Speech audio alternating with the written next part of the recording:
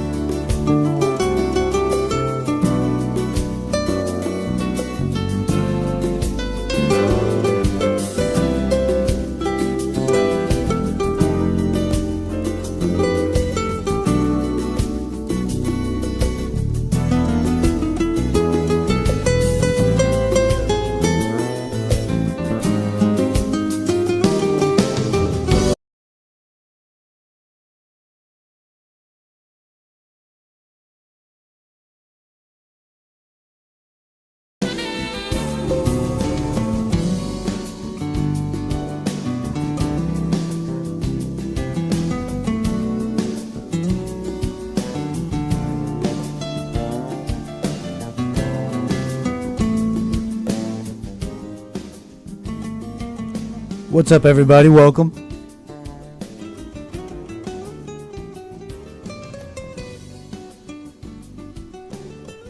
Mic check, mic check.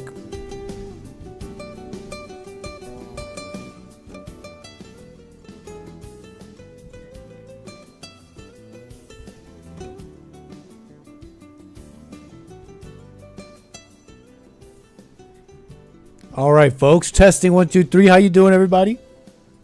Welcome to the stream. Chilling in the lab. Okay.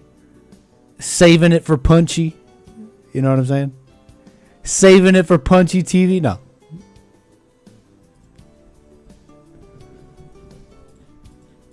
So welcome, everybody. We're taking it easy today. We got some topics to get into. Taking it easy before Punchy TV, which is on later today. If you don't want to miss that, Punchy TV on YouTube, punchy.tv. We're welcoming Rumble to the stream. Okay, how you doing, Rumble?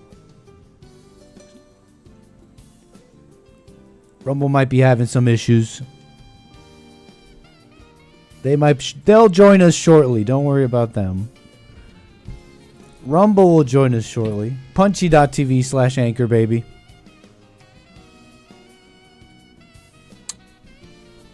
So thanks for joining. How you doing? Cloud Bops. How you doing? Mark, Chris, Rex.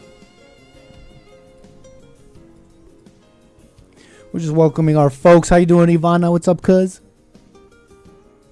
One of our original flight attendants. Our lovely flight attendants.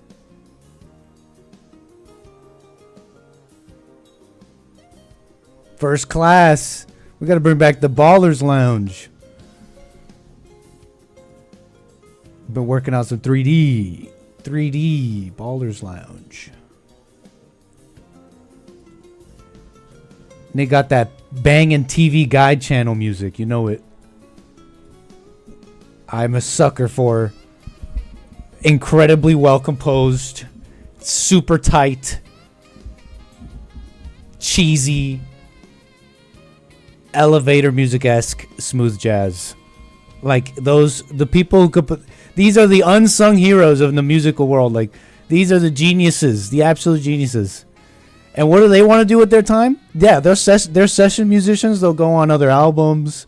They'll be like, we need a saxophone for this, we need a drummer for that. They're like, tell us, what genre do you want me to play? Fusion, anything. What do they do on their free time? They go home and make stuff like this. The geniuses. Of course, it's a little too much sometimes for people, but I understand. How you doing? Kill the ego.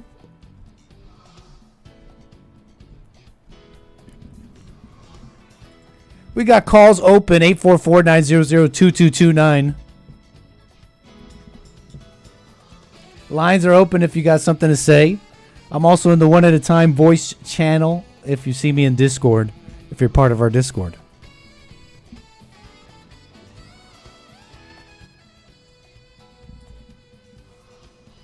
My dad was a studio musician for a while. A session musician? Hey. The unsung heroes. These are the geniuses. When you need something done right, you know, it's like, oh, we got the celebrities. When you need something done right, who do the celebrities call to play the instruments they play on the stage? The studio musicians.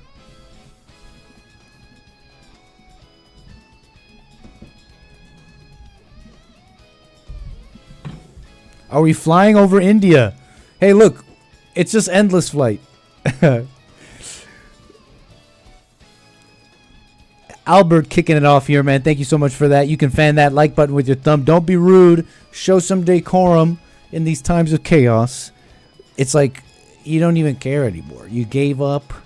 You come in like a slob. No decorum, no social like mindset here. You're like, if they're killing in the streets, why should I click the like button? And now you're part of the problem. Click the like button. Don't be rude.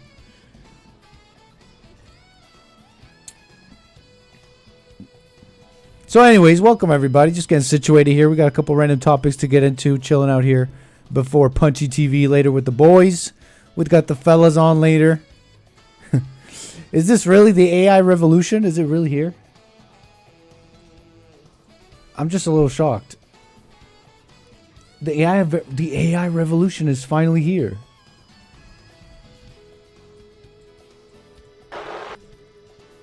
We're talking incredible amounts. Keep it down, Nid. That guy in the backseat's trying to sleep. We got incredible amounts of computing. Buildings, huge buildings that are basically giant servers. The greatest minds on the planet. And the greatest engineers put together everything they know about circuitry. They're making new chips for this. Brand new chips, AI computing chips. You had CPUs, you had GPUs, you got AI processing units.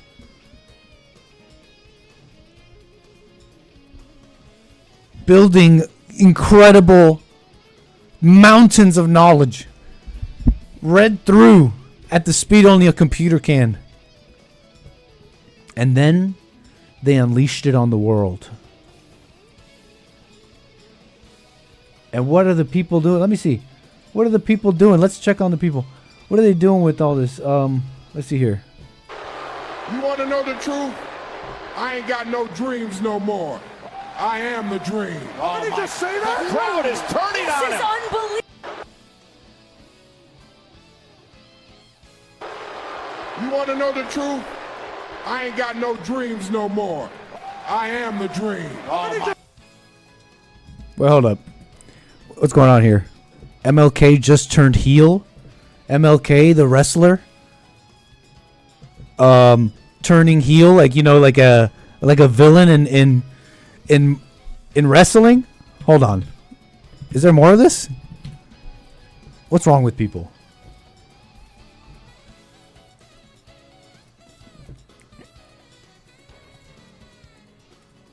I think we were supposed to do better with all this technology. You people keep chanting my name like I'm supposed to save you.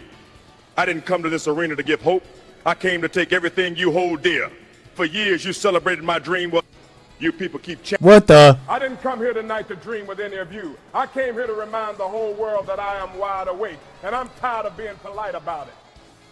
He's done with the dreams.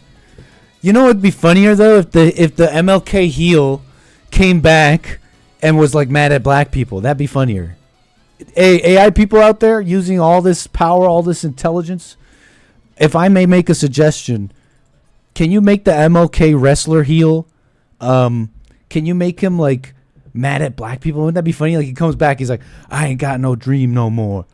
The way y'all been acting, I'm here to take it all back. Or I don't know, that'd be funny. Come on. Please tell me someone's doing it. Get on it. But the AI future's here, look. The AI revolution is here.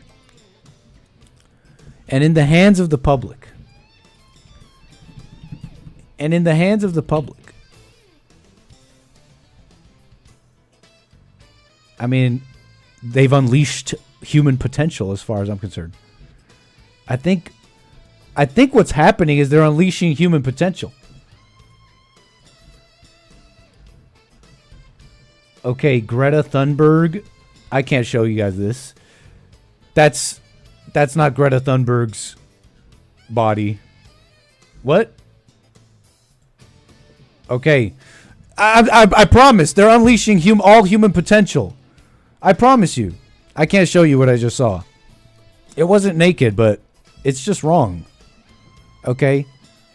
Greta Thunberg is a child, and I think has mental problems. Okay, so I don't think I could be showing this AI. I had to have been AI. The shape that this little mentally ill girl was in. Okay, I'm hearing she's not a little girl, and possibly not mentally ill. Okay, I don't want to put out bad info, but the shape that this person was in, has to be AI. It's here.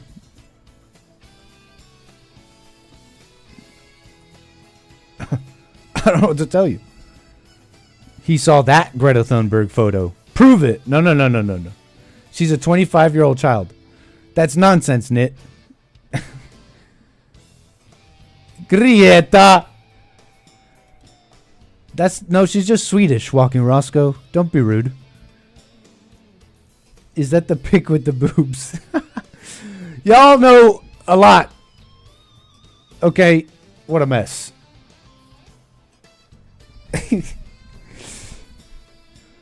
No, Wolfrin. Calm down, chat. Some of you have gone feral. Is it the taboo? She's like a Palestinian supporter? Is it the taboo? Is it like Candace Owens or something? The taboo? The darkness. Do not go quiet into the dark night. I don't know. Welcome, Rumble. Okay, we got you. Not sure what's going on there. But y'all are here and you're liking the video. You're so civilized over here. Look, you're just talking, clicking the like button. Incredible. He was always a heel. Thanks, Gerda. Gerta.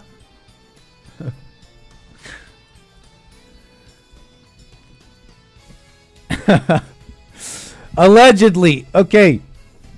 No, I think she's out of Israel. She's saved.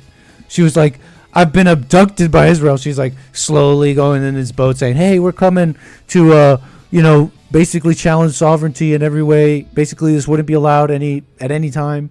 So, but you better let us. Okay, Greta, when you get here, we're going to arrest you. I've been abducted. Anyways. Appreciate y'all. Punchy.tv/anchor baby. We got you open. We got you live. Hold up. I believe this is Atsuko Asahi on the keys. Get your stank face out, chat. Now, more on stank face later. Let's calm down here. Where are we? More on stank face in a moment. It's too chromatic. It's too chromatic for the people. It might distress them.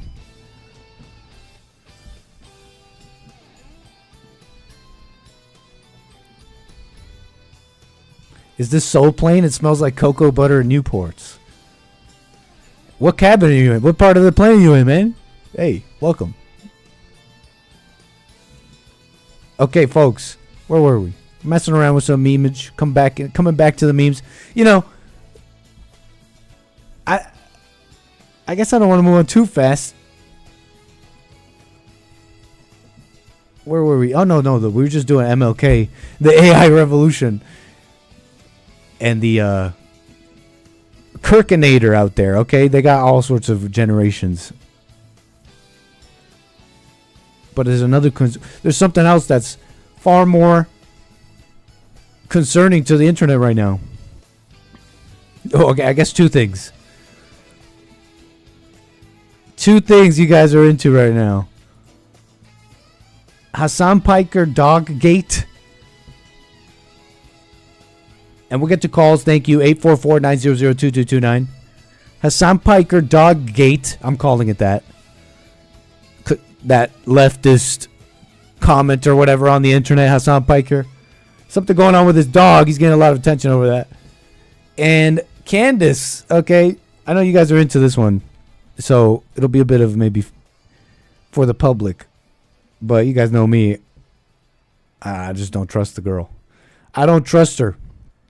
So a little bit more on Charlie Kirk.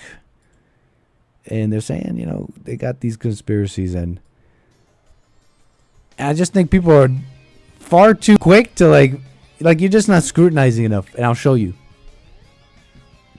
Nick, did you talk about 3-Eye Atlas? What is that? 3-Eye Atlas? Why did I hear that on the Hake Report?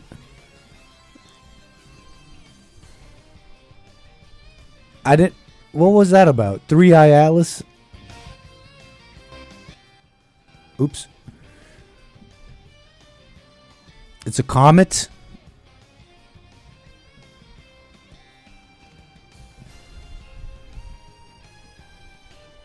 It was a comet. It went by. Is it going to hit us? Comet. That's pretty cool. No, I have not talked about this. Not really even familiar. I heard that, though, on the Hake Report. I heard that name.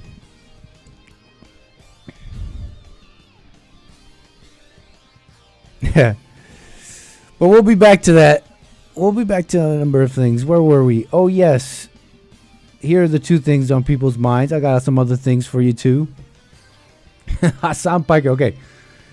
It was the dog thing. Don't you know America and dogs? Don't you know? Okay, the claims are that he's got a shock collar on this dog and shocked it. Okay, because it stood up. And people are like, wait a second. I never watched this guy, right? Because now they're like going through his show like a fine-tooth comb trying to find out what's this dog? Is he just some prop in the background? And does he have it trained with a shock collar to stay back there?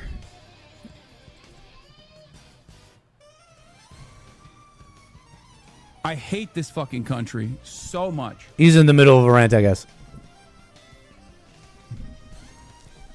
You can be on a fucking mountain in the middle of Norway and get better internet than Los Angeles, California. Oh. It's the internet. This is just like a moment of anger. This is a moment of fucking anger for like something that is just so routine, so silly.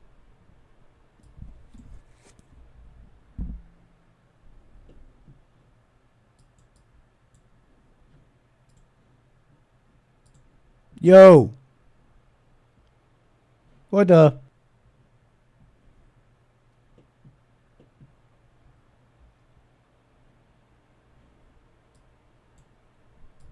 Hello?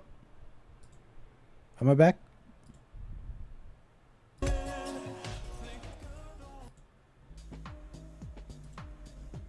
What the? Are we back?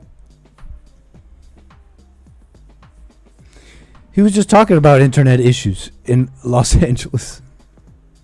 What a... Okay? It's...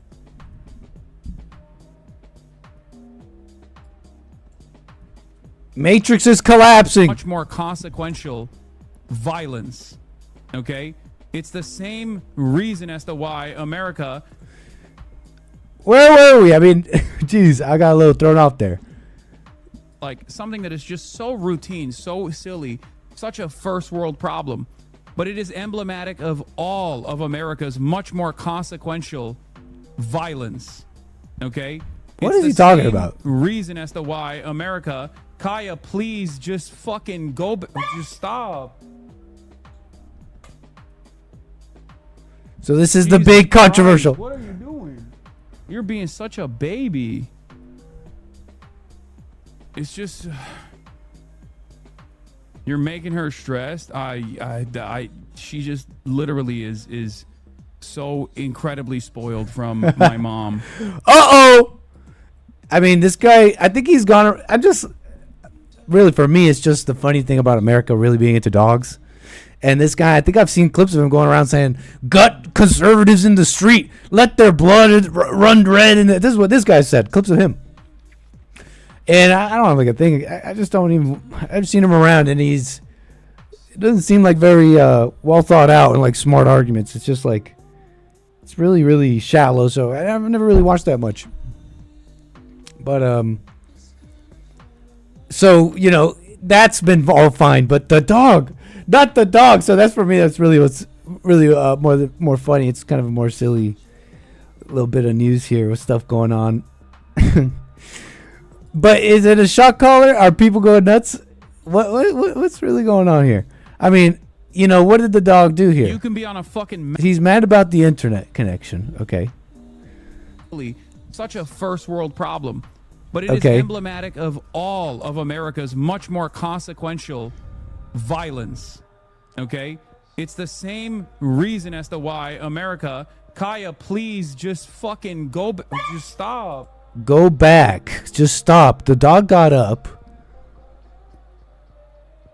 People have been like scrutinizing this, and just fucking go. Just stop. Like, what was that? Like, why'd the dog yelp? Why'd the dog yelp? They got the slow-mos.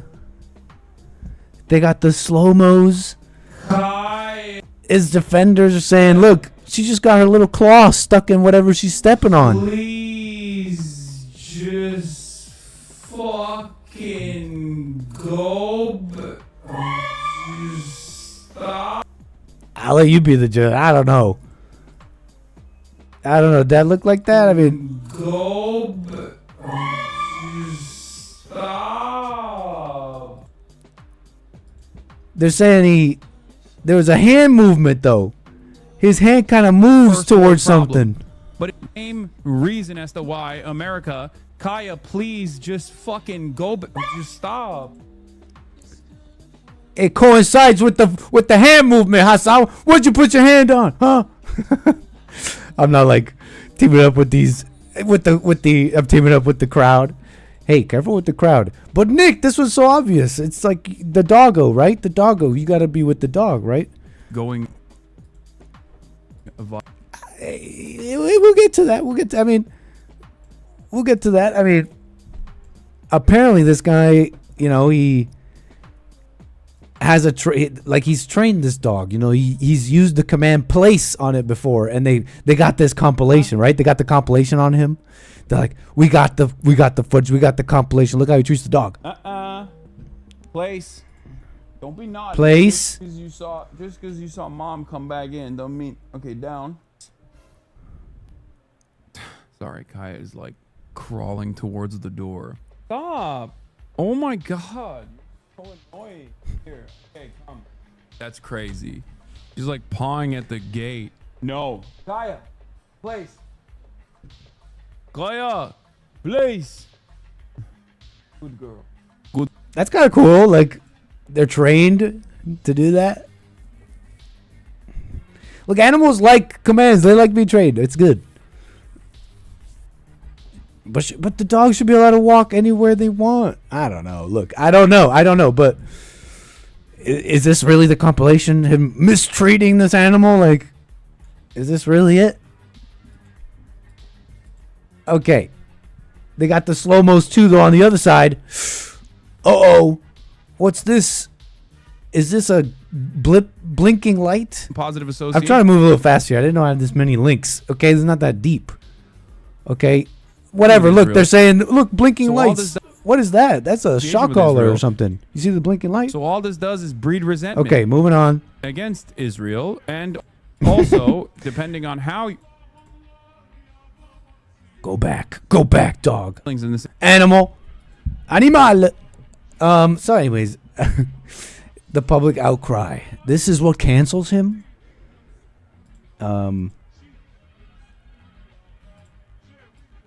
Where was I with this? I don't know. Look, it kind of fits. It's funny because it kind of fits the personality where it's like, oh, I'm a leftist, I'm cool, I'm nice, but quite brutal. But at the same time, I don't. That's just like his characterization I have of him. But the treating of the dog, you know, they've really made that really weak. Have you noticed that? Like, they made that super weak, how to train dogs and all that. They used to have like choke chains. That was like the correct way of training dogs. At least I heard, but I have a friend, he's a dog trainer. He says not necessarily. I don't know what to say. I can't go with the crowd being so quick to feel bad. He's not hitting it. It's like a training tool. It's a training thing. I mean, I've seen like TikTok lives of people who have an animal like trained to sit there and do stuff. And it's like, oh, that's so awesome. I love that. History, you know, anyways, this guy probably sucks though. So it's whatever. It's whatever. What is this? Allah.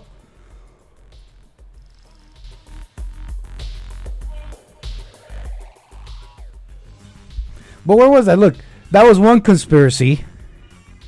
That was one big old conspiracy.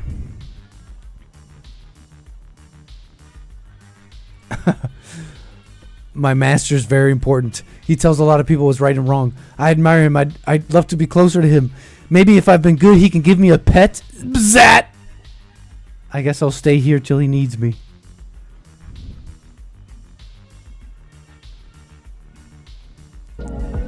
Tolerant leftists with pets.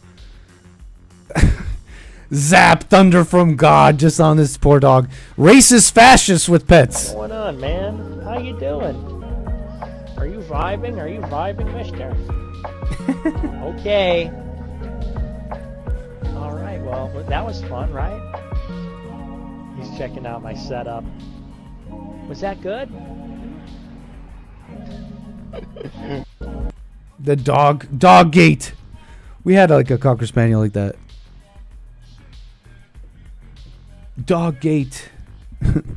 Hassan conspiracy over flat earth conspiracy. Okay, I got one for you. What about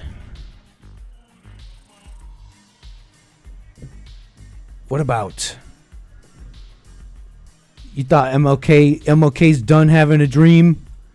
Well, doesn't matter, MLK, move aside. The queen. The new queen has had a dream. Like I just said, had a vivid dream this weekend, and Charlie came to me and he told me that he was betrayed. And so for me, you don't have to believe that, but I do believe that. And it was the immediate sense I got, actually. And I don't know who exactly it is that betrayed him, but I also felt in the dream that it is soon going to be revealed, that it's actually inevitable that it is going to be revealed, that there is nothing and no one that is going to stop the truth from coming out, and it is going to have international consequences. Take that to the bank. Quote me on that. Women tend to have a strong, like I just... What was she about to say there? Women tend to have a what? Women tend to have a strong... Oh my gosh, she hit him with that? I didn't realize she hit him with the... Women have a strong sense of these things. This is her dream, Hake. She's talking about a dream she vividly had. Watch this again. Like I just said, had a vivid dream this weekend, and Charlie came to me and he told me that he was betrayed. And so for me... I guess it's just not clear. Let's see. We got another clip here. We got another cut. Like I just said, had a vivid dream. Had a dream. Like I just said, had a vivid dream. Wait, hold on.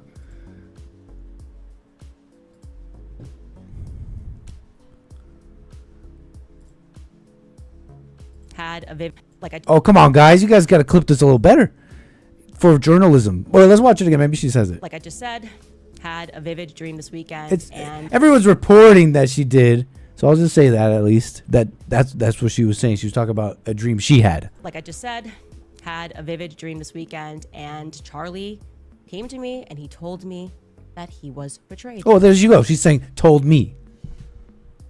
Okay, but let's go one more time now with clarity. Like I just said, had a vivid dream this weekend, and Charlie came to me and he told me that he was betrayed. And so for me, you don't have to believe that, but I do believe that. And it was the immediate sense I got, actually. And I don't know who exactly it is that betrayed him, but I also felt in the dream that it is soon going to be revealed, that it's actually inevitable that it is going to be revealed, that there is nothing and no one that is going to stop the truth from coming out, and it is going to have international consequences. Take that to the bank. Quote me on that. Women tend to have a strong, like... ML Candace got a dream. Here's just a little rundown. People have been following this, and I don't even have it that straight. I'll give you what I can, but put it like this. Essentially, Charlie Kirk was murdered, okay? And then,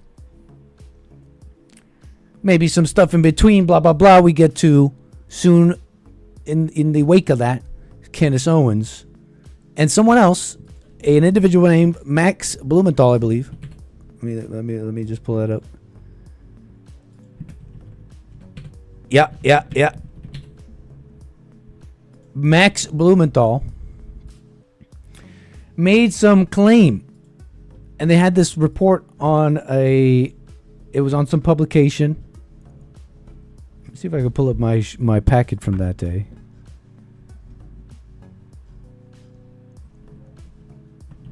ML Candace.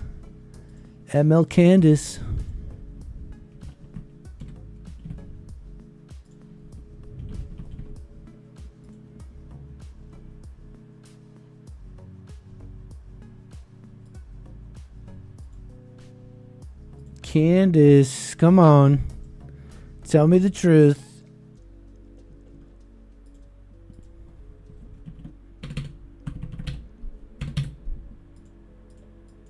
Did I write Blumenthal somewhere? That'll find it, right? Okay, look, whatever. It was on some publication.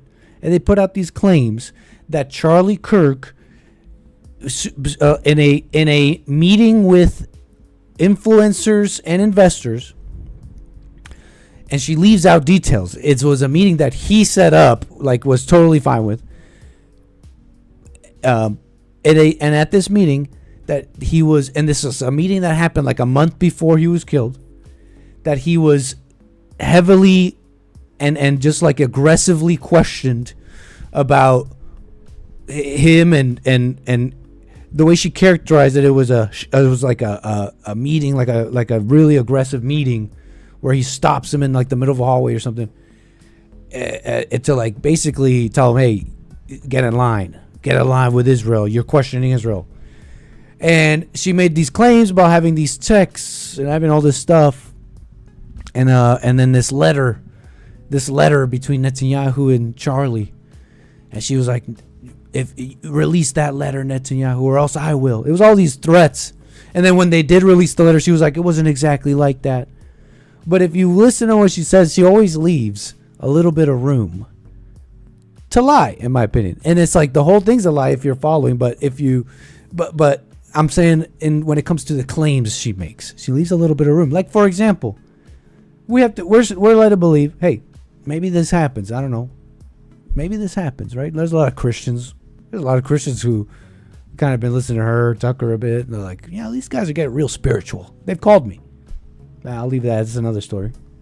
But we're led to believe that she was visited by the spirit of Charlie in a dream. And the spirit of Charlie gave her information, because it wasn't just like a dream and it was just symbolic. No, the spirit gave her information. I was betrayed, and it has international ramifications. And I'm coming to you in a dream, Candace. And here at the last moment, whoop, my lips are sealed, though. I was just betrayed. Just big, ambiguous statement, right? So the spirit of Charlie came to you in a dream to give you an ambiguous statement of, I was just betrayed. Just, betrayal, just general betrayal that will have international ramifications. So if they find that he was betrayed in some way that has nothing to do with what she's saying, and then some like foreign diplomat gets mad, she'll be like, see, international ramifications and a betrayal. I was right. Like, and he came to me and he told me that he was betrayed. And so for me, right, because she's been heavily implying that Israel, because Charlie Kirk has been heavily questioning Israel or something, and in the run up to this has been blah blah blah. She was heavily implied all this stuff, and when it comes down to it, the spirit of Charlie visited her in a dream, and doesn't tell her what she's been implying. Instead, just leaves it. Ooh, oh, it's just betrayal. It was a betrayal. Came to me and he told me that he was betrayed, and so for me, you don't have to believe that, but I do believe that, and it was the immediate sense I got actually. And I don't know who exactly it is that betrayed him, but I also felt in the dream that it is soon going to be revealed, that it's actually inevitable that it is going to be revealed, that there is nothing and no one that is I felt, in fact, I felt it all be going to revealed. stop the truth from coming out, and it is going to have international consequences. Take that to the bank. Quote me on that.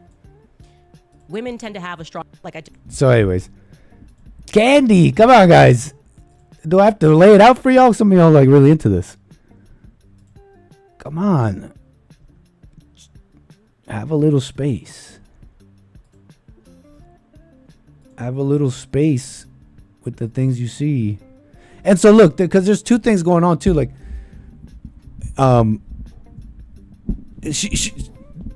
it comes down. The latest is she's come out with these texts. Okay, she's come out with these text messages allegedly between Charlie and somebody, maybe even her. There are allegedly these WhatsApp messages. And it says, and it reads so strange. Personally, to me, it reads a little strange. I don't know what. How about we do this real quick? Because she reveals these texts. And it's just strange. Pro-Israel camp. Okay, hold on. How do we find this? Since I'm talking about it, I should show it like the text so you understand what I was thinking. Let's not go just off the top here.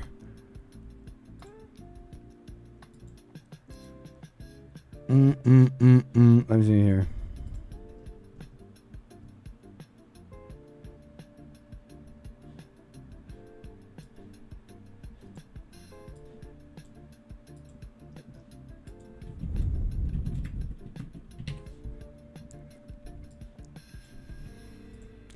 Here we go. So these are the alleged texts between Charlie Kirk and I guess somebody that's scratched out here. Just lost another huge Jewish donor, $2 million a year because we won't cancel Tucker. And I'm thinking of inviting Candace. Ugh, unnamed person. Charlie Kirk, Jewish donors play into all the stereotypes. I cannot and will not be bullied like this, leaving me no choice but to lead the pro-Israel cause. This person's like, please don't invite Candace. That might feel good short term, but it's not good long term. Like all groups, you're going to get a wide variety. Blah blah blah. I don't know. Look. This is what I was thinking. So you got these big questions going around. Candace is riding high on these sales of, I swear, I promise, I got all this proof of what I'm saying. I just can't release it. I'm not going to. But if they push me, I will. I swear. And I had a dream, and it was betrayal, and it's all coming out. I swear. And amidst all that, she comes out after the people have been saying, look, just how can you be saying this just without releasing something? Like, prove it. Like, you're making big claims. So she comes out finally with some texts that are supposed to be like real bad. And they're like almost too perfect. The first one here by Charlie, it's like, hey, you guys thought he wasn't having trouble with Jewish donors? Well, look, here's a perfect message, perfect little text blurb that proves that. He lost another huge Jewish donor. And guess what? It's all over. It's all over me, Candace. Oh my gosh, I'm just so based that he's thinking of me to invite me. Look, I mean, I didn't write that. Charlie wrote that. That's how I took it. And then she goes, and then another one from Charlie. Jewish donors play into all the stereotypes. See, guys, he was questioning Jewish donors. Like, that's pretty specific. And it's all perfectly packaged in one little text blurb there for me to show you. But look, it's true. He really was. I cannot and will not be bullied like this. See, he wanted to fight against them. He wanted to, leaving me no choice but to leave the pro-Israel cause. See, that's really natural speech. That's how people talk. Leaving me no choice. It's left me no choice. Look, call me crazy for being super skeptical in that sense, but I just don't trust the woman. I don't trust her. But that's not even that important, because let's say, what do we get from this? Like, what would be the big reveal? That Charlie was questioning, that he was having some issues with like the stereotypes of Jewish people and donors, and how they might be too into something, and he's like not that into that. Okay, and yet, but he's sending a letter to Netanyahu saying we got to work real hard to like bring back the Israel's image in the social media. It kind of tracks with like a regular person who's like, okay, if the donors don't want to support me, man, F them. But also, Israel will never lose me. Like, that's just the kind of guy he was, in my opinion. It's just obvious. And the kind of person Candace is here is a proven liar over and over. Like a proven, at least a proven, like, sensationalist propagandist. I don't know. So, I hope that woke y'all up. But you know what? That I shouldn't have such a hope either. What a silly thing to hope.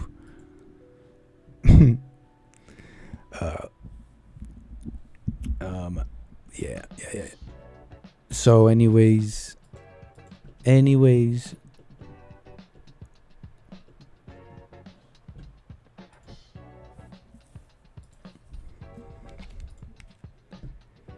How you doing, James? Who do we have on the air here? I'm sorry. I heard a beep. Did you say James? I said James. You're on the air. Who am I speaking? And where are you calling from, James? Well, right now I'm standing in Toccoa, Georgia. My name's not James. It's Jason Ansel Brown. Okay. He's also. Don't worry about. Don't dox yourself like that. But hey, thank you, Jason. Yeah, no problem. I mean, I was taken out of the hospital without a birth certificate being filled out or without a social security number. And my family is the hidden bloodline that's talked about through all of history, and we're ready to send anybody that's interested our legal documents to prove that we're connected with the death of Senator Nancy Schaefer from the 50th District of Georgia, which everybody can Google and read her testimony that's available online because it's directly connected to Epstein Island and also the death of Mr. Kirk. And we're prepared to send you all this legal documents that you can look through and match up. Because you can read on page 2, paragraph 7 of her testimony that she had 37 families meet without government interference. And we You were talking about Erica? Whose testimony? No, what I'm saying to you is, have you ever heard of Senator Nancy Schaefer from the 50th District of Georgia? You're coming at me fast, sir. I did not expect any of this, but no, I'm not familiar with Nancy Schaefer. Yes, sir, and I apologize. I would have preferred to not be on air live, but I don't mind, and I am disguising my voice. And just let me back up a little bit. With AI? Identity This sounds like a really good disguise. Or are you just doing it physically, like with like your like a physical disguise? No, sir. I do it physically. I'm the lead agent that was working for Senator Schaefer since before 2007. A lot of people aren't familiar with her murder because obviously the media is controlled and they like to cover those things up. But everybody that's listening, if I'm on air, you can Google Senator Nancy Schaefer, 50th District, Georgia. Okay, yeah. Nancy Schaefer. She was like a public official.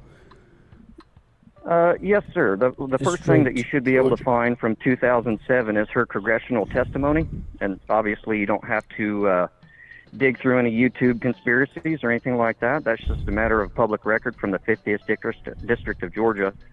And I can, if you ask me to, change my southern dialect, all those things. But no, we don't need any of that. You're saying Nancy Schaefer and her death was not as it seems, essentially, to summarize. The official story says her husband killed her. You're telling me, besides that, you're also telling me that you have legal documents proving some of this, what you're saying. And besides that, you've also said you're basically a ghost who has no birth certificate. You're coming at me fast. I wanted to summarize it for the people listening. I did not expect any of this. And you have to understand that it's a big, it's a big like a left turn here. Yes, sir. So tell me, I know that. That's why I have all my legal documents. What possible legal document could you have, out of curiosity? Because I'm sure you could send this if you really wanted us to have it. Our emails are public. radio@jesseleepeterson.com. You're saying you have proof of something.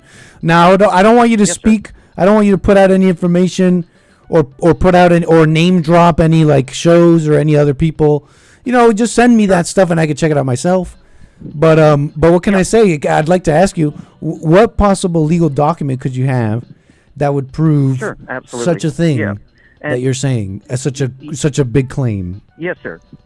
Oh, yeah, yes, sir. And again, I am the real Jason Bourne. The full call code it's alphanumeric: Jason Ansel Brown Ansel Bourne. But I am leading you and your listeners through that. So the first legal document is not from us; it's from the desk of a state senator who filed that as her congressional testimony. I believe it's entitled "The Corrupt Business of Child Protective Services," and it details all of that issue on child trafficking through the foster care systems internationally. And if you look at that document on page 2, paragraph 7, the full paragraph, there's a sentence at the top, and I don't have it in front of me, so I'm quoting by memory. It references where she organized a meeting of 37 families that were allowed to get together without government interference, and 37 families representing the people of the world, because it was an international issue. And here in North Georgia, where my birth certificate that I have from the hospital that wait, you have a birth certificate? I do. It wasn't filled out. And I believe what I said was I was removed from the hospital without my birth certificate being filled out and without a social security number. And that is part of the reason why I am Jason Bourne. And I still have the original document, my first mental health evaluation before I was 4 months old. And what did that say? I learned to walk on the bench seat. Yeah, I got the original. I have the originals of everything. And so I learned to work. So you're pretty documented. Do you have a Google account? Well, I do have a YouTube channel that I've kept. You're not Jason Bourne. You're not a ghost. You're tracked, bro. Would you like to walk into any FBI office in the United States with me? Yes. Which one? You pick it. Make it close. Well, if I pick it, you're going to come with me to the one in Washington D.C. But I'm down here in Georgia right now. Can you come to L.A.? So if you tell me, I'm sorry. Can you come to L.A.? Yeah, if you want me to. Right now we're getting. Can we live stream it? See, yeah, absolutely. And I don't mind sending you my documents all the way. I'll live stream all the way out there because people don't understand. Like the Vatican has already repudiated a lot of all their land grabs. And if you line up the documents that our family has sent to the federal government, as an example, when Hillary Clinton was Secretary of State in 2011, we went ahead and served her with our invoked the kingdom of heaven on earth. And that's a matter of, we do everything public record. So I can give you the Habersham County Clerk of Court deed book and page number where we invoke the kingdom of heaven on earth. And we sent them all of our stuff. I am the real Jason Ansel Brown Ansel Bourne. It's not going to bother me if you don't believe me. One of the best things for me was when Isn't that a movie character? Isn't that a movie character? Yeah, the original Bourne Identity is from 1986. A lot of people don't know that. The Matt Damon series wasn't the original Bourne series. Your listeners can Google 1986, The Bourne Identity. And well, so, listen, Jason. How'd you find my show? Yeah. What's that, sir? How'd you find my show?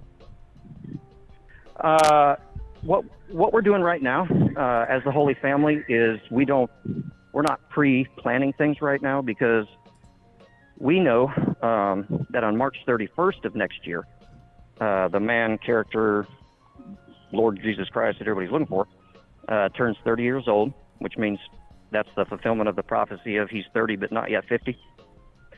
And so how'd you find my show, Jason? Gotcha. We got back from doing some tasks this morning, and we walked in. We turned on the TV real quick so we could have some lunch, and our group turned it on. And they had been saying, hey, the next time we turn on YouTube, we might find someone that we can contact. And we laughed because no one ever puts a phone number. It's difficult to get through to people now because you get so many emails in an inbox when you have a decent YouTube content creator. And so we popped it up, and on the feed, yours was the first one. We saw the 1844, and I looked over at Jesus and the other dude sitting there at the table with him. And they just kind of looked at me, and I said, okay, if that's what you're telling me to do, I'll just give him a quick call. And so, yeah, I don't mind coming out to all the way to L.A. because this So you're a morning we were Christian? talking that we had to. Are you a Christian? What's that, sir? Oh, So you're- yes, sir. My you're a dad was Christian? my dad was an ordained minister, and I was a preacher's kid. And so Jesus is And asking you to talk to me for what reason? Well, you asked me why are we calling, and I'm telling you the story because he said the next time we see anybody that pops up, you go ahead and contact them, and yours just happened to have a 1844, so I called. Yeah, no, I followed that much for big time. Thank you for that. Because And if Jesus believe asked in you the to call me historical why? Jesus, yeah, no, if you believe in the historical Jesus, he was walking around on Earth, and people were like didn't believe it, you know. No, but And so because of it's the same type time, of thing. but because of time, you know, Yeah. we don't have all that time. Why did Jesus Yeah. ask you to call me? Because it's time for the Holy Family to come forward and to end all the madness in the world. And if you look at Jesus from a non-Jesus, And how do you level, end the his madness in actual the blood- world?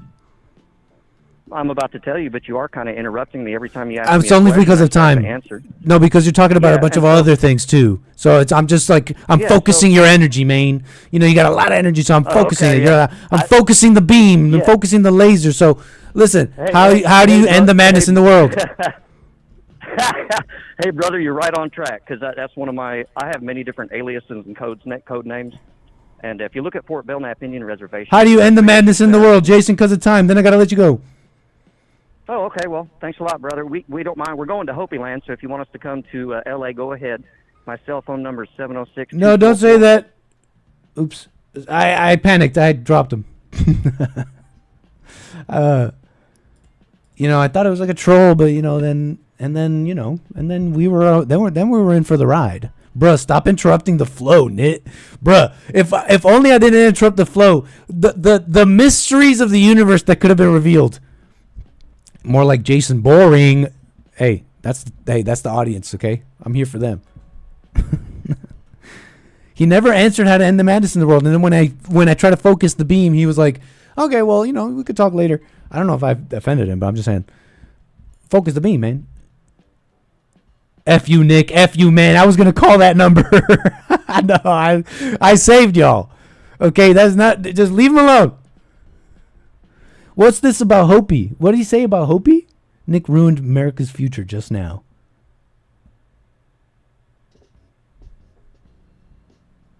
What does he say about Hopi? The solutions to our problems was almost revealed, but Nick interrupted. Nick, you just hung up on Jesus. Nick, you just hung up on Jesus. Yo, I panicked, okay? I was like, wait, but that's not the policy. Jesse told us not to.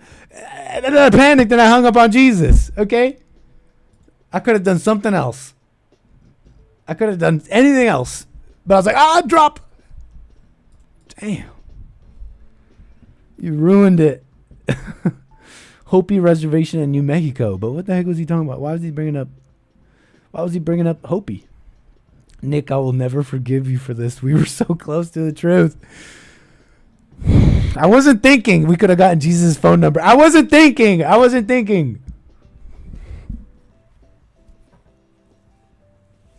This is a lesson. This is why you must overcome passion. He was eager to meet up IRL. Look, I'm just saying, if he's like, hey, we could walk into any FBA installation, name it. I'm like, where and when? But make sure it's very public place and in the daytime. And I'll meet you there. Like, I'll meet you at the entrance of the FBI, right? Like, it's the real FBI. Like, they have guns and they'll protect me kind of thing. Just asking, just wondering. Like, I'll meet you there.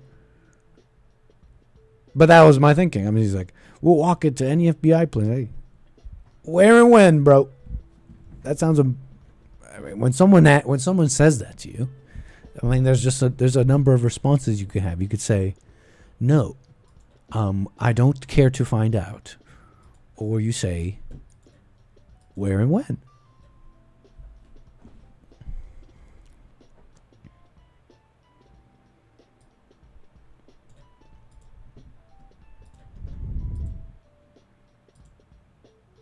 Was that really a random? Like, you randomly found my show like that? I mean, there's nothing really you could do there.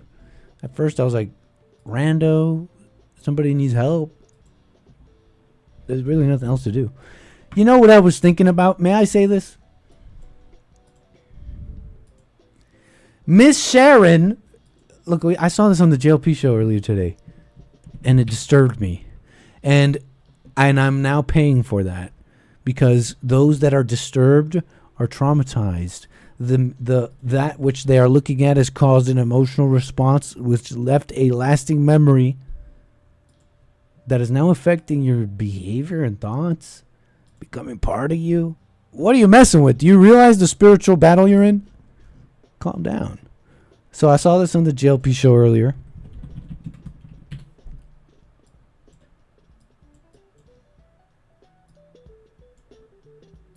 Let's pull it up. Hold up.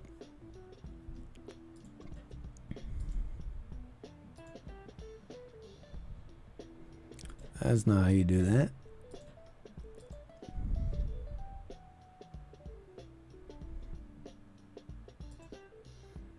Oh, I should have said right now. Come over right now. Let's go to the FBI.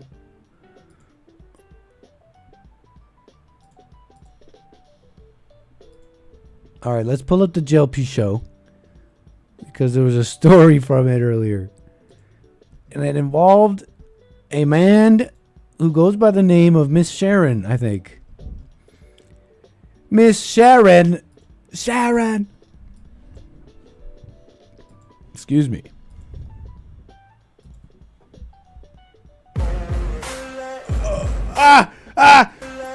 Sorry. It was the sounds of Finance Bros. Finance Bro ad. Sorry.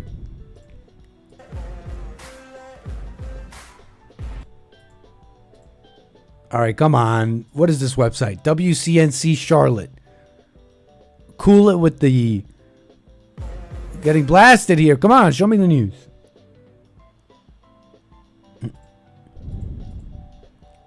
Check this out. Today accused of multiple, a former charter school bus driver was in court today accused of multiple sex crimes against children. 48-year-old LaTwain Tate will be held on a $1 million bond in jail. WCNC Charlotte's Jesse Pierre is live outside of the Mecklenburg County Courthouse in Uptown where that hearing took place. Jesse, you were able to speak to Tate's family today. Whoa, who's that dime piece? We appreciate their time. What do they tell Excuse me. Well, yes, that's right. I did speak to Tate's family briefly here I just steal jokes from chat. That's what I do. It's my at job. the courthouse and at their home, and they say Tate is innocent. I also got a chance to speak to some folks that live in the area where the incident happened, and they say the accusations are alarming. It's pretty disturbing that it's so close to home. Listen. LaTwain Tate, also known as Miss Sharon, in court Wednesday, charged with 2 counts of statutory rape, 6 counts of indecent liberties with a minor, and 1 count of statutory sex offense. Police say there are at least 4 victims, boys between the... Oh, you guys were talking about the reporter? You're talking about I did Miss... speak to Tate's family briefly here at the courthouse. And Oh, my bad. with 2 counts Okay. of statutory rape, 6 counts of indecent liberties with a minor, and 1 count of statutory sex offense. Police say there are at least 4 victims, boys between the ages of 14 and 15. After weeks-long investigation, Tate was arrested Tuesday. My wife told me I was in the house, that she told me that there were 14, 15. cops outside, a lot of undercover cops. Investigators say several of the boys stayed with Tate and performed sexual acts on Tate at the home. Folks who live in the area say the entire ordeal is unsettling. Sexual acts at the home? Like, you mean Miss Sharon's home? Wait, where am I getting Miss Sharon from? Where am I getting that from? LaTwain Daryl Tate is this man's $1 name. million bond in I did speak to Tate's family briefly here at the courthouse and at their home, and they say Tate is innocent. I also got a chance to speak to some folks that live in the area where the incident happened. That my baby. Miss Sharon was the bus driver, right? That's where I'm getting that from, right? Okay, good. And his real name is LaTwain Daryl Tate, whose family is saying he innocent. And they say the accusations are alarming. It's pretty The area say the entire ordeal is unsettling. 14, 15. I know, Doom Jesus, I'm calling the perpetrator Miss Sharon, but where am I getting that from is what I'm asking. Wondering if you're in the chat confirming that for me. Because I swear I thought I heard that, and I want to know if I'm making that up. It's unsettling. 14, 15-year-olds can be so impressionable at that age. And, you know, to think that somebody would take advantage of, you know, kids in that age range, that's just very alarming. Mary Catherine Elkins with Pat's Place Child Advocacy Center says they work with investigations like this.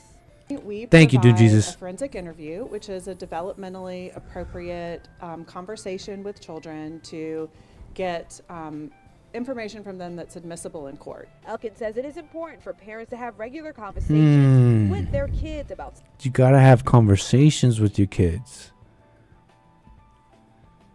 They were doing sexual acts on Tate at the home, assuming his.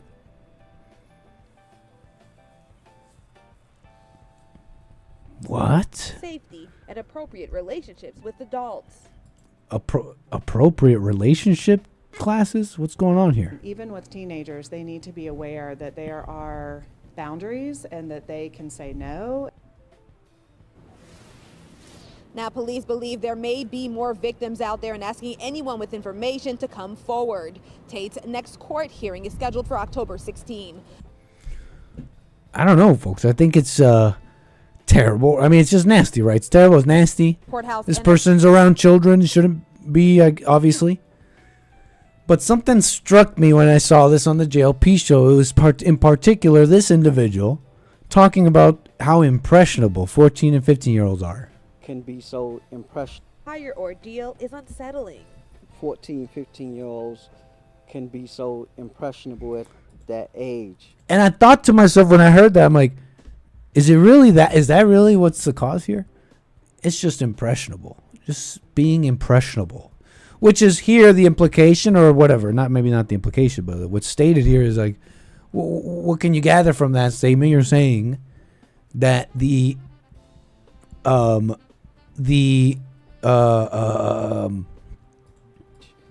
impressionability of these 14, 15-year-olds is baked into them being that age. I mean, you almost have to, it's not that far to make it a jump to say, this is how 14 and 15-year-olds are. They're impressionable. And you can get them to do this kind of stuff. But I don't know.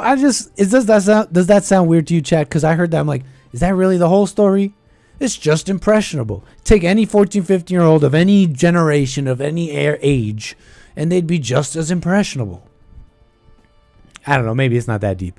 You know, let me make the point, because I don't want to like go deep. Like it's like we got to think about this so deep. Really, all I was thinking, it's like impressionable or like really got sex on the brain. You look at the I don't know, just look at the stuff they watch and all that. Have boys always been like that, you know? Hormonal, and it's like if you get you could like get them to do stuff or something. I don't know, because of that. But is it also so they got it on the brain so much they're like, yeah, if it's Miss Sharon, I mean, it's something. I mean, I just want to try it. I mean, I don't know. I'm just thinking here out loud. It's not that deep of a segment. I'm trying to move on. I don't have a campaign here. Just thinking out loud. There's something here in my packet here. It was what I thought when I saw this guy talk. They're just impressed. Like you could just take any 14, 15-year-old of any age, of any generation. They're just impressionable. I don't know. Miss Sharon.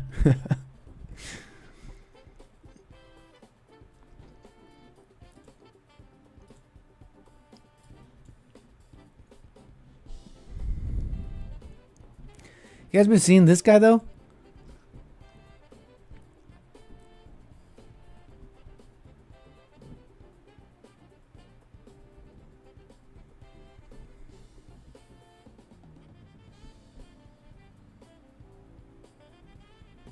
Can you confirm the FBI location you are choosing, or are you backing out? No, just email me. radio@jesseleepeterson.com. radio@jesseleepeterson.com. Email me. You said you got proof, and we could correspond there. Don't worry, Chad. I'm tech savvy.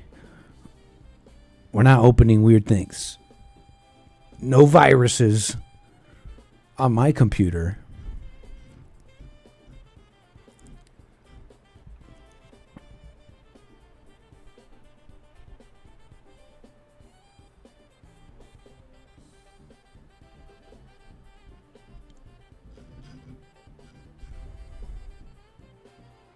Yeah, this is Charlie Kirk's replacement. You seen this? I've been seeing this guy go around, and I think it's a couple of guys. Look, everybody's talking about the future of the conservative movement. Pretty quickly, too, right? Remember the video we were watching yesterday? Defending Erica Kirk's grief. And in the very same video, this woman is like defending Erica Kirk. How dare you question how she grieves? It was almost like a parody because she's like, okay, so Erica Kirk's husband dies, and she shocked the world when mere hours later, she made a statement. And I'm like, wait, I thought this was the video trying to defend Erica Kirk. Is this a parody? It's like, leave her alone, okay? Erica Kirk, all she did was, I'm making this part up. Erica Kirk, leave her alone. It's not, all she did, well, actually, I'm not making this up. All she did was parade the body of her husband on Instagram. Okay, with like some weird fake cry look. Do it for the camera. Oh, wait, get a different shot. Oh, no, not good. Oh, try again. Make it look like I'm crying. And I'm holding his dead hand. That's his real dead hand. So, I need Erica to drop 10,000 pages of proof she's grieving. Email me, Erica. I'll rescind it. 10,000 pages. So, everybody talking about the future of the conservative movement. And in fact, look, they're even writing this. Washington Examiner, meet the future of the conservative movement. And one of them, his name is like Bryland Hollyhand. Let me get the names right. Is it Bryland Hollyhand? Touted as Charlie Kirk's successor by establishment media, said that America should increase legal immigration. Uh-oh. Yes, the new young face of the conservative movement? Talking like this? Anybody who's been following anything, I don't know if that's going to fly. Who thought this was going to work? Wait, hold on. Let's see the footage. You're saying you are, we're continuing supporting legal immigrants in the country. I said the melting pot, absolutely something that we should continue to do.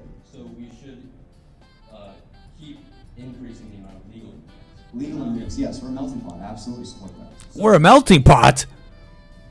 I'm sure you understand these groups go overwhelmingly. Some of that cheese ain't melting, bro. Against American values, they go for the Democratic Party. So surely that's the death of the Republican Party, right? Yes, but we can't close our borders. Wait, what's the question? I understand these groups vote overwhelmingly against American. These groups vote overwhelmingly against American values. You know that's the end of the Republican Party. Hey, that's a good point, sir. What's this guy talking about being a melting pot? This guy is asking him, hey, what about all these groups? They're coming in here. Too quiet. Let's boost it. These groups are coming in here. Do you know they vote against? You're like, oh, let's just be so multicultural. Hey, every one of those groups votes against you. What do you say about that? Yes, we're a melting pot. I absolutely support that. So I'm sure you understand these groups vote overwhelmingly against American values. They vote for the Democratic Party. So surely that's the death of the Republican Party, right? Yes, but we can't close our borders and have our nation. Wait, what? He's smiling at that? He's like laughing. Is he? Is that the smile of a? You know, sometimes people smile because it's like something funny happened, but sometimes people smile because I don't know if you know this, but when prey in the wild sometimes smiles before they know they're about to be eaten. Okay, it's like, okay, you know, just can't. You almost can't help it. Overwhelmingly against American values, they vote for the Democratic Party. So surely that's the death of the Republican Party, right? Yes, but we can't close our borders and have our nation We can't close our borders and have a nation where we don't accept anybody to come in. So I've been a very big proponent against where we don't accept people to come in. He's kind of talking over that real fast. You embarrassed about what you're saying? Who thought this would work? He thought this would work? we can't just completely close our borders off and never allow somebody else to migrate into the country, though. Why not? Who's saying that? Although, great question, why not? But who's saying that? Right? We can't close our borders forever. Why did you go to this other extreme? Country, though. Why not? Because that's A great question, though. Why not? You know, maybe there's a time and place for that. Like right now, after decades of insanity. how the country started as a melting pot. Like, we welcome people in. This country did not start as a melting pot. The term was invented in 1910 by Israel Zangwill. So the people that came over from England didn't melt into America. and No, allow they started in themselves- America. They didn't melt into anything. Okay. I've been very clear that I'm against illegal immigration coming into this country and plaguing our generation from not getting jobs, making our streets unsecure, and actually harming Americans' future. Because therefore, there's no safe America and free America to grow up in. Again, my question wasn't about illegal immigration, it's about legal immigration. And I think we should support more people coming legally and not illegally. Okay, I think we all understand what your position is. Thank you. Thank you, sir. I appreciate you. Great questions. I think we all see where you're coming from, sir. Who the heck is this guy? Sounds like Obama. This is who they're putting? Legal immigrants, yes, we're a melting pot. I absolutely support that. So, Different angle. I'm sure you understand these groups vote overwhelmingly. I don't know, man. I don't know, man. Who's this other guy? Or is it the same guy? Different angles. This is the same guy? No, but the cantle tilt is different. The teeth are different. Is this the same guy?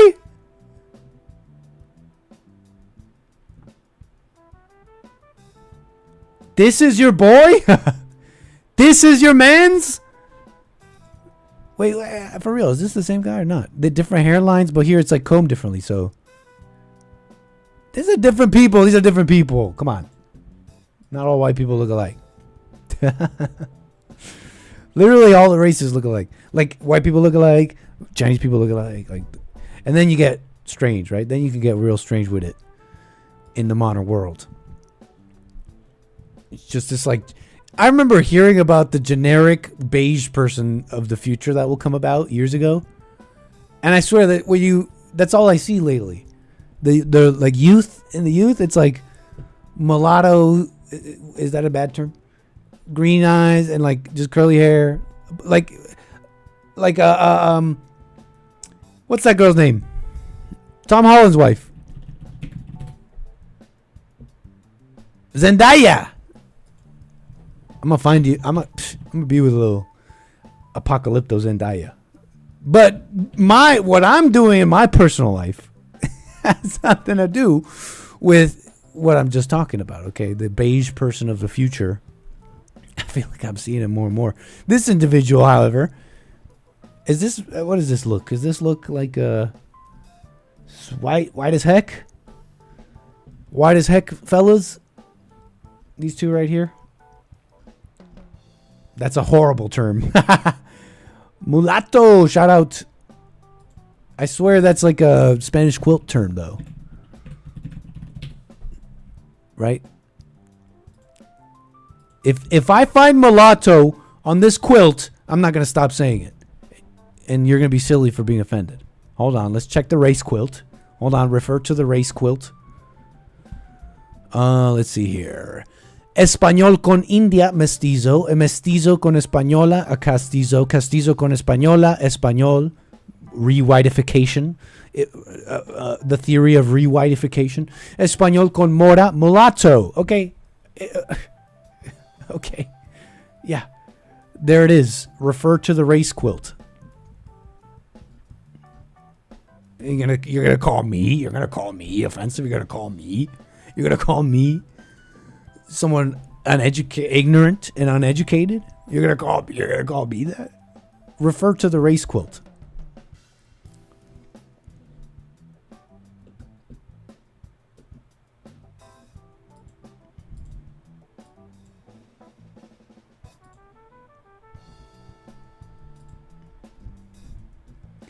Hey, thank you so much for the support. Appreciate that, Mario Ubaldo. Love you, Nick, my good friend. Golden Burrito, back at ya. The first caller was Cray Cray, says Golden Burrito. Well, when someone says, hey, I got proof for this, you're left no choice but to be like, that sounds crazy, but I guess show me the proof. I think people like that understand that position, and I bet you they love showing a skeptic the truth. So I'm sure he's not offended by that at all. Okay.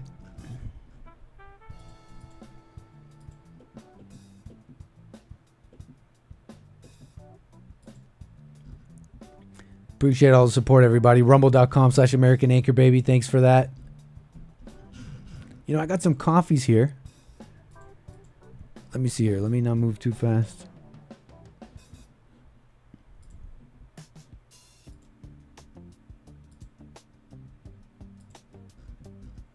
Hey, thank you for that.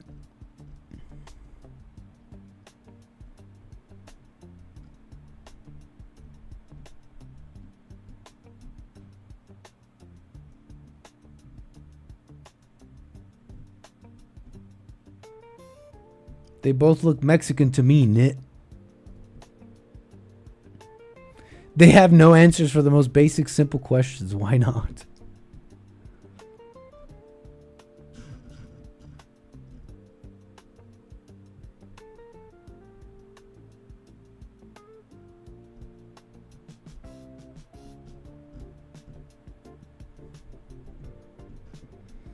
Is half-breed burn... Is half-breed bum on the quilt? You'll have to refer to the quilt on your own time. Thank you so much for the coffees, Eric. Very supportive and generous. Buymeacoffee.com/anchorbaby. Eric here. It reads... You said, if you... In response to something he was saying yesterday and I'm reacting to... You said, if you reacted perfectly, would there be a challenge? To take it a step further, there's nothing to react to. He quotes JLP, in fact. He quotes JLP, says, psycho people react. He said, psycho people react. A person that don't react, the world call you a psycho. They don't know that they're the psycho for reaction. Psycho crazy people react. Angry That's so true. People react. They love to say that about the psycho, about the Dahmer, about the killer, about the serial killer. They're psychos. They don't feel what you feel. They don't feel remorse, they'll say. But every one of these psychos I've read into, and maybe there's one or two, but even I doubt that because of if you just listen to how they speak and everything they describe. That's just my opinion. But I've read into Dahmer. I've read into a number of these people. They say they have no feelings. And you look into their life and what they say themselves, they're full of feelings. They're full of feelings. They're full of doubts and fears. They get angry. They get happy and they get sad. They feel fear. And they want to feel happiness and they want to stop feeling pain. It's like, why do these people say this about killers and serial killers and psychopaths? They're just unfeeling and remorseless. That's the problem with them, and it's just they're born like that. They got like some issue. It's like a structural issue, and they're so smart. I don't know how they can come up with that. Like, literally, they look. You see the Dahmer interviews and all that. They're feeling everything. They're feeling and fearful. They have every single feeling that you do. They have every single thought and feeling So yes, he's right. People who react are psycho. We don't react. The ego reacts. React is a dirty word. We do what's in front of us. Your way is made clear. We don't have a life. We live in the isness. The isness has no identity. Everything just is. Only the I identity can react. Every time the mind tells us we're experiencing a problem, conflict, frustration, setback, obstacle, challenge, adversity, it's an indication we've gone unconscious. That's all that happened. We must know everything is perfect. It's only in the mind that we're not at peace. Satan owns the mind. The importance of the silent prayer can't be overstated. Rebuildingtheman.com/prayer. Rebuildingtheman.com/prayer. The observer can't react. It's impossible. He observes. He's indifferent. He's objective. He has no experience. He just is. He's describing the observer. Like, the observer cannot react. It's one of those like facts. It's one of those things that are just true. And then I think for you as a personal thing, a personal question, when you hear such a thing, wow, the observer can't react. You know, you can take that and then turn it inwards and be like, so then why am I reacting? And reflect, right? Reflect. So why do I react? The observer can't react. Like, even if you read this and you think, wow, that's so true, I believe that. Take a moment, right? Leave some space, turn it inwards and be like, so why do I react? Why do I still react, etc.? He knows nothing is happening. How can there be a problem? You mean I'm having a setback to the story playing in my mind? My story feels threatened? Oh yeah, that's dumb, continues Eric. Problems don't exist. Problems are identification with a thought that threatens my story. To be clear, it's not my story, it's the story of the ego, because there's no self to think about. The ego isn't even my ego, it's created by the lies of the world. All thoughts are lies, so why am I believing the story in my mind? It's not even my mind, why would I believe it? I forgot again, the mind is terminally insincere. Never be sincere with the terminally insincere. Nothing's happening, there's nothing to react to. React to the evil mind? No. It lifts me up to watch me fall. I wouldn't call Nick and say, my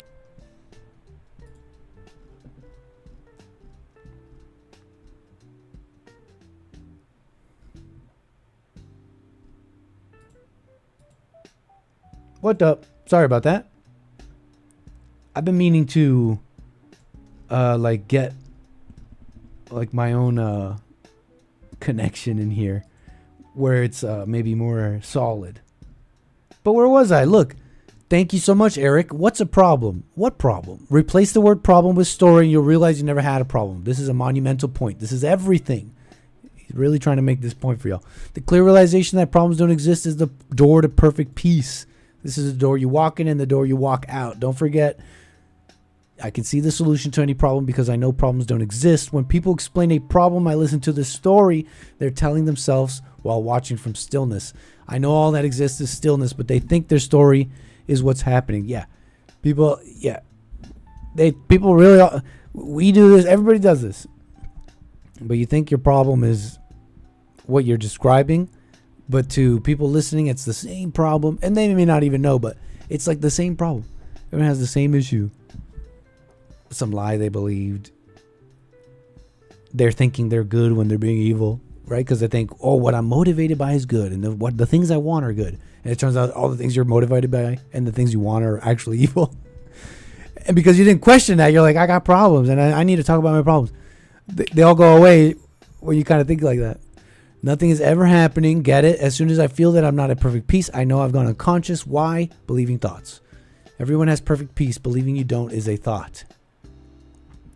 You left the isness and entered the I. Your peace is independent of thought. Peace has no identity. The next time you think you have a problem, remember, the ego is believing a story, not you.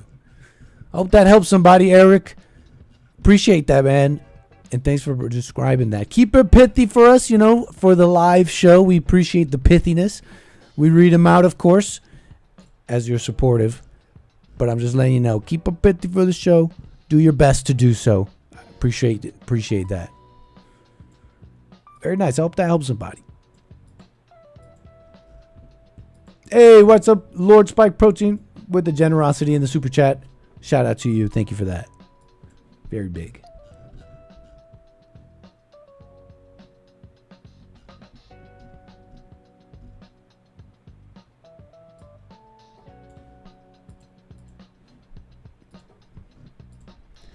I want to get to William. We got William out of California. How you doing on the air? Hey, Nick. William number 7 here. Can you hear me okay? Coming in clear. Thanks. Excellent. Well, I'm really William, and it doesn't bother me if you don't believe me. But I want to prove it. I wanted to, the guy where you panicked about claiming he was sitting next to Jesus.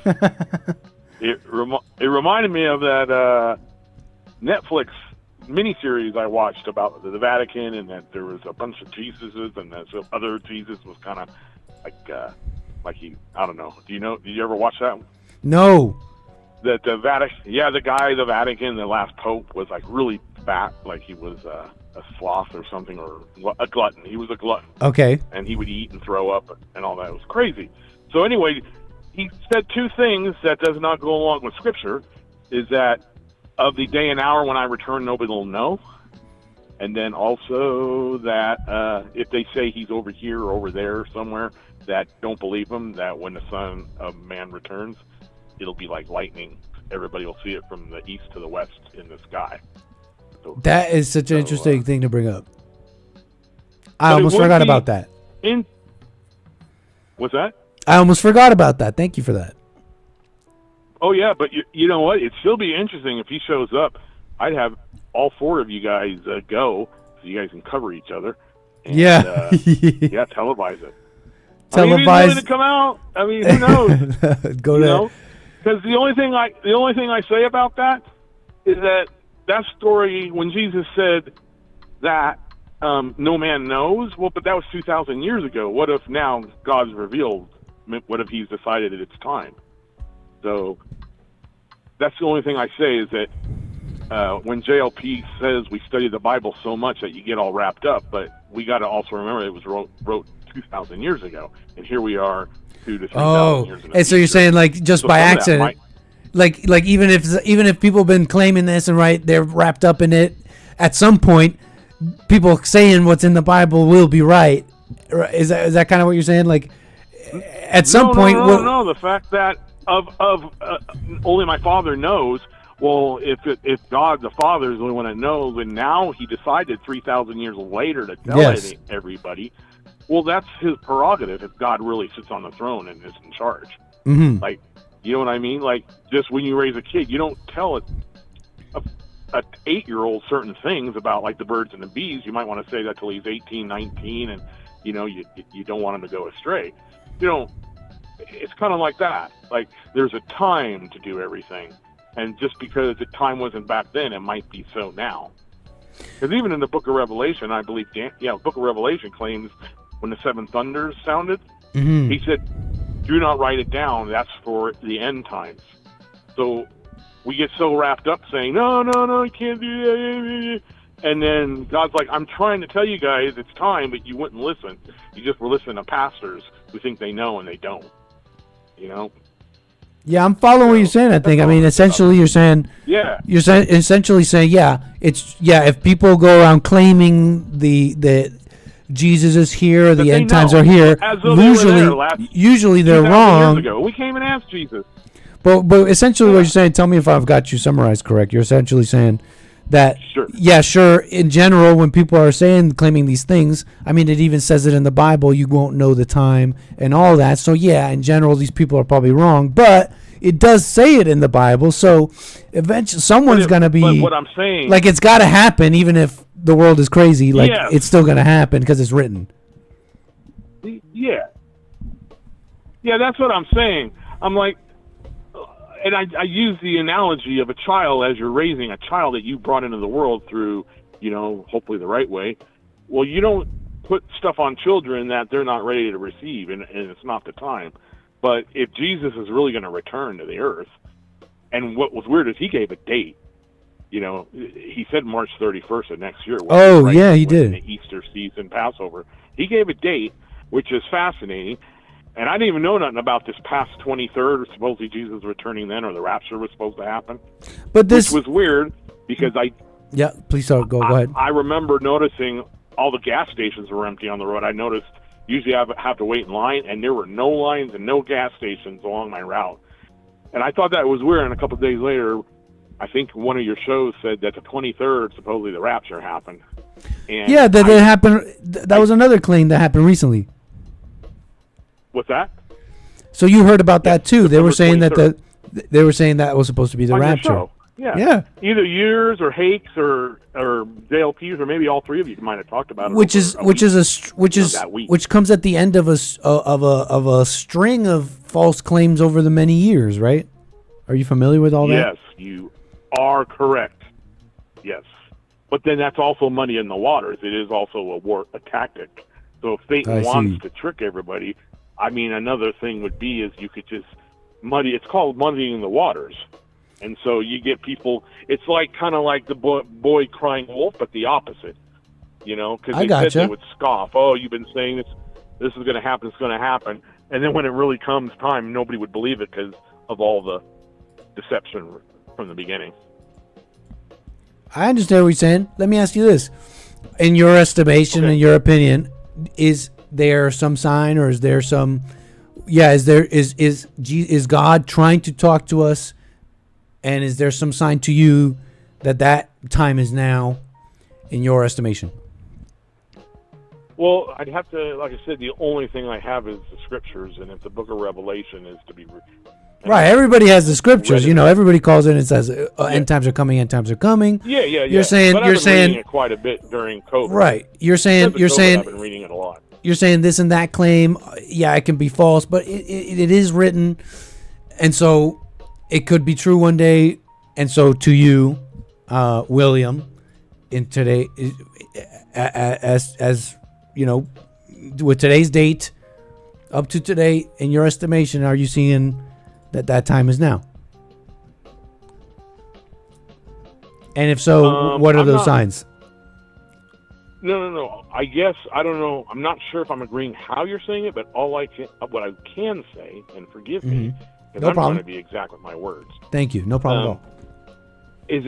Is that we've never had the ability of millions of people to look at a screen, like, you know what I mean? That's right. We had TVs, but only people well off had TVs 50 years ago. But now we got people in the Saudi Arabian desert that have cell phone coverage because of Elon Musk. So now we've got the whole world, we got cell phones being given to people who are on welfare, Obama phones. So we have the ability of news to go around, to go out the whole world that never could happen. It talks about the two witnesses that will be laying in the streets for 3 days and everybody will watch them. Well, that couldn't have happened until this technology was advanced enough, and I see that happening. And if everybody, or a lot of people, have cell phones, that prophecy can only come true now, right?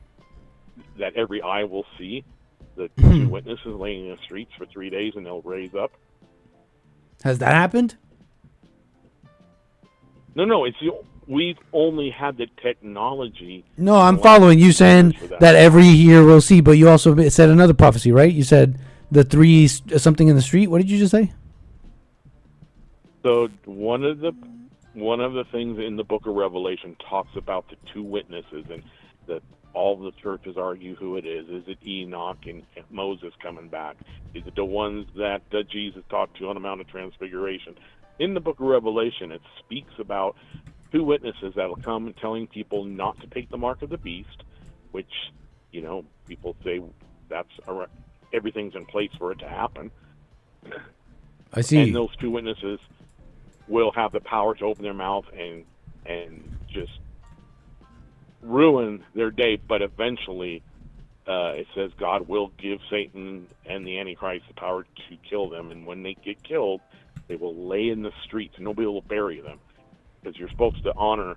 It's scriptural that you're to bury the dead; they're not to lay out in the streets. So, but nobody will care, and they will party.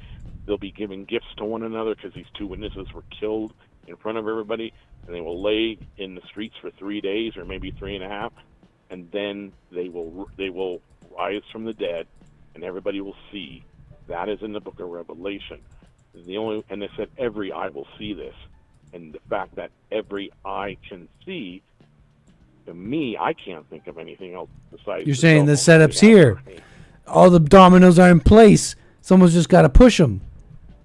That's nice, Nick. I like it. The dominoes. That's what you're saying. All in place. I mean, that's one way of looking at it, but God's word. It's a lot of assumption too, in my opinion. A whole bunch of it. Hey, fair enough. But unless they're lying that there were cell phones 200 years ago, we just didn't know about it, or 500 years ago. Who knows? Maybe the Romans had them 2,000 years ago. Who knows, right? like how would we know? Like ancient society theory, like we were really, really advanced at some point. Actually, our ancient peoples were. Yeah, supposedly they found stuff in the tombs, and how do we really know? I remember being really little, and I'm almost 6. I'll be 60 next year. But I remember watching PBS, which was supposed to be educational, that when they finally went into the tombs of Egypt, that the people that went in there unleashed something spiritual, and that everybody that went in there died very horrible and violent deaths. At least that's what I remember the story being told. Have you ever had? I was really little. Yeah. So in your life, like I said, I just remember that. Anyway, I'll let you go, man. But, can I ask you one last it'll question? Be interesting if that guy, what's that? One last question. Oh, sure, yeah. Have you ever had spiritual experiences? Yeah, absolutely. And what is that like? Do you want me to just give you one? Sure. Okay. So I would say it was I was back from Korea, and I'd come back I was stationed at Little Rock, and life is kind of a mess. And so I went for a run after a shift, and it was, I had jogged around my neighborhood, and I stopped at a church and knelt in front of these crosses, and I asked God, if you're really there, do you really exist? Because I grew up in Roman Catholicism, so it was a lot of ritual. Mm-hmm. So I just asked, if you really do exist, would you give me a sign? And I didn't think he was going to give me a sign. And so then when I went to get up, I put my hand on the cross to get up, and next thing I know, I'm waking up about 10 feet from the cross on my back in the grass looking at the stars. And so that was that really happened. I was by myself. I wasn't on drugs. I wasn't drinking. I had just got off duty while in the military, and that freaked me out. And I was on the straight and narrow for quite a while after that. Because I made some oaths to God, and I kept them for 2 years straight. Never, I stopped drinking for 2 years. No one could talk me into drinking. Then eventually, because I didn't go to church and read the Bible, I just drift back to your old ways, Wow, I didn't know that. That's one. Yeah. Interesting, man. Thank you. I don't tell that to and a lot why of do you people, call but, that? Hey, if that got... What's that? Very interesting. And why do you call that spiritual? Yeah. No, you asked You said supernatural. I would classify it as I said spiritual, but okay, you'd call that Okay. supernatural. Well, I Would you say call it would you call it spiritual? I asked God for a sign, and there was no one around. It was 12 midnight, and I was the only one sitting in the. Yeah, it was nighttime. I went for a run. I was a shift worker, and so it was about 11 o'clock, and I knelt in front of these three crosses. And Yeah. I don't know what kind of church it was. Like I said, it was a while ago. It was in the 90s. Yeah. I asked if he really existed to give me a sign, and he did.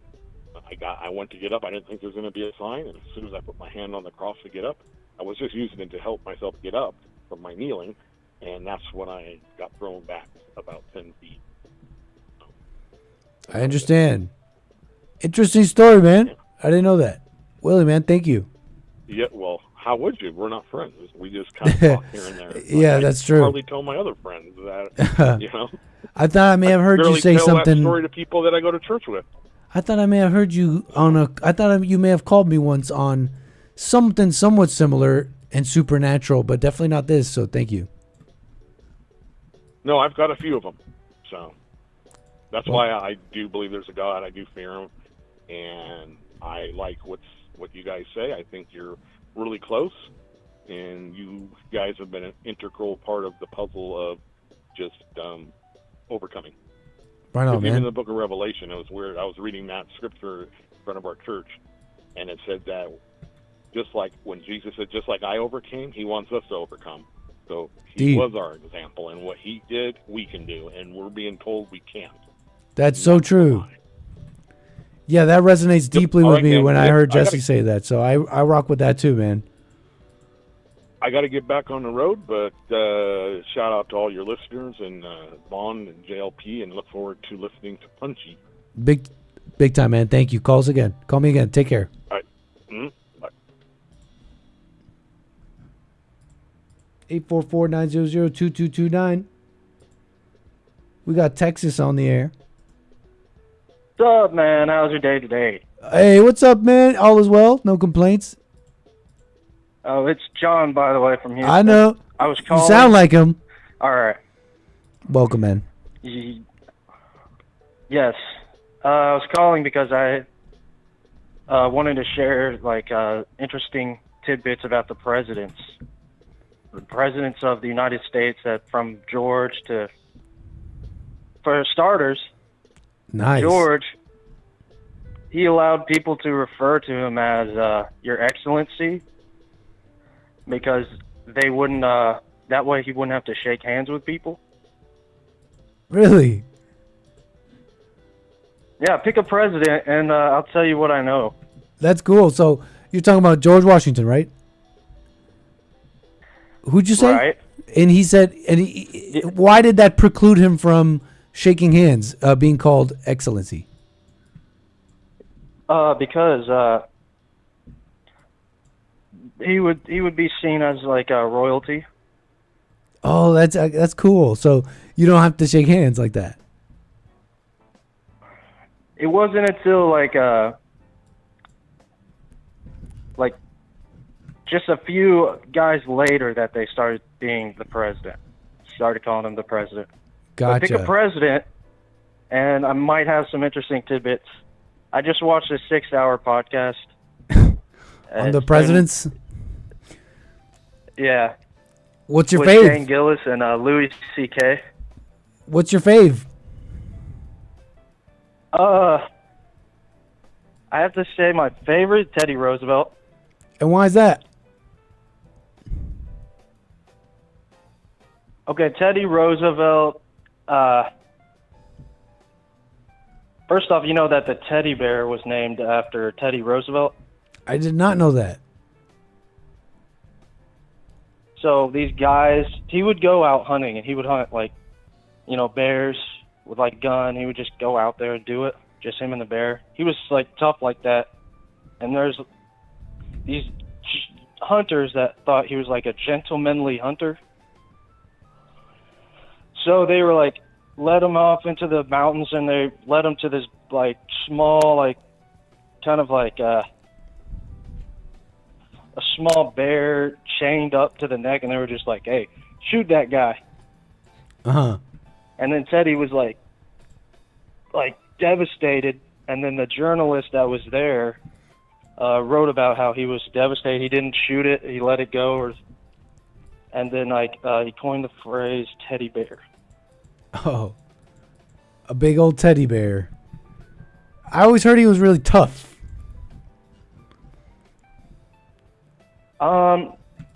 He wasn't tough, okay, but for example, he had the world heavyweight champion.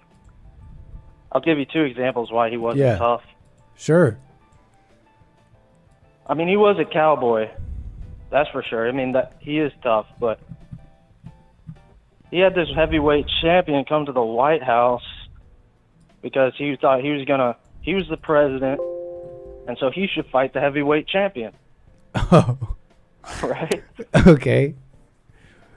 And so, they went into this private room, and the heavyweight champion, kind of blinded him in one eye. What? And, he never, would admit that, because he was, it hurt his pride. Yeah, that's like a big mistake, I guess, in a sense.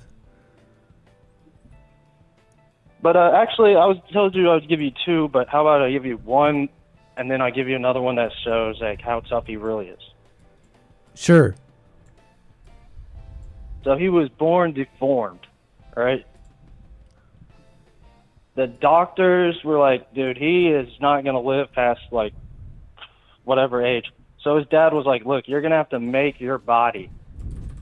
And so he would do this, walk up this hill, and he, made his own body.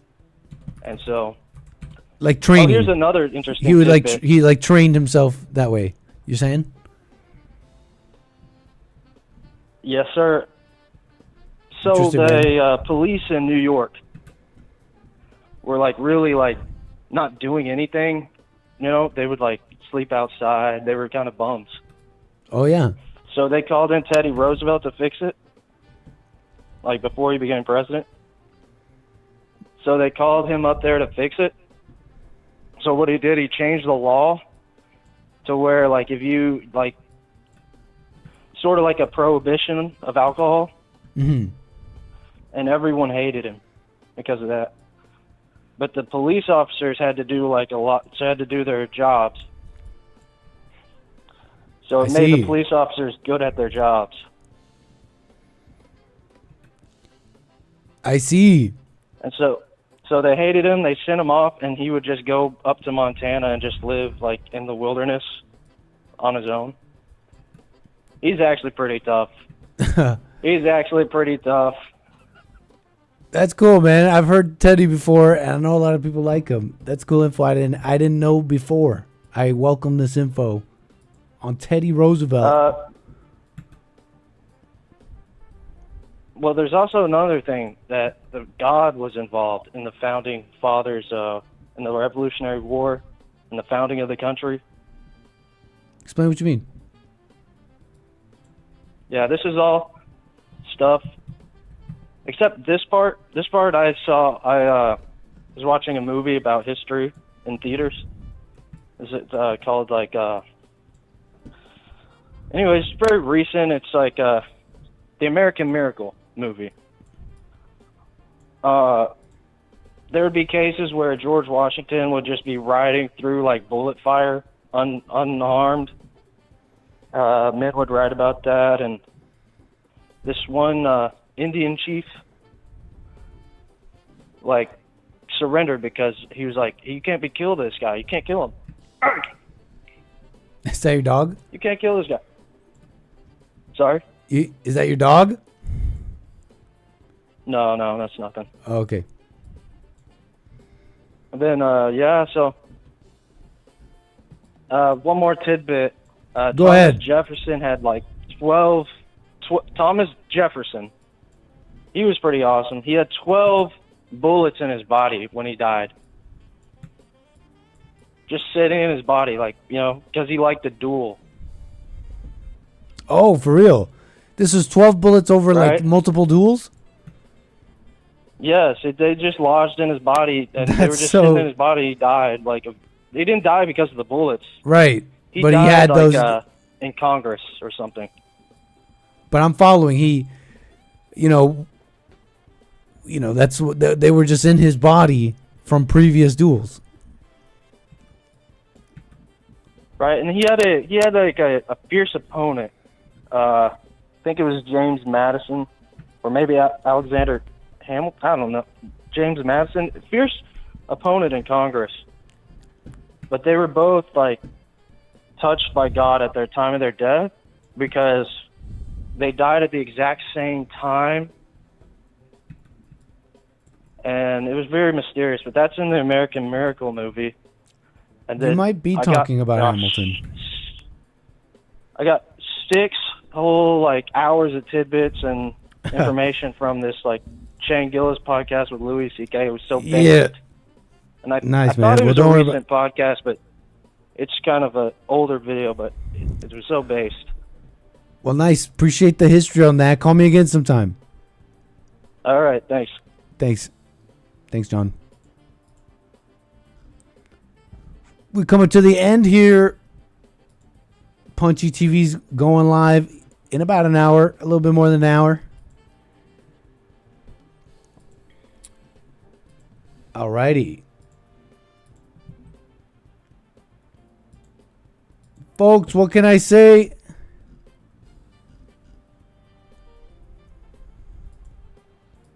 Thank you, rumble.com/American Anchor, baby. All my lovely supporters here with the super chats and all that. We got to everybody and the callers. Going a little early here, apologies. I got to get going here. I got to move myself elsewhere.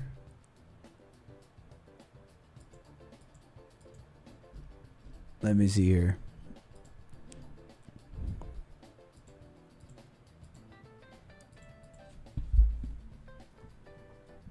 Pardon. Okay. I'll be back tomorrow for more American Anchor, baby, of course. Thursday. Already here. With Jesse Lee Peterson. Bible Thumper Thursday. The Hake Report and all that, okay?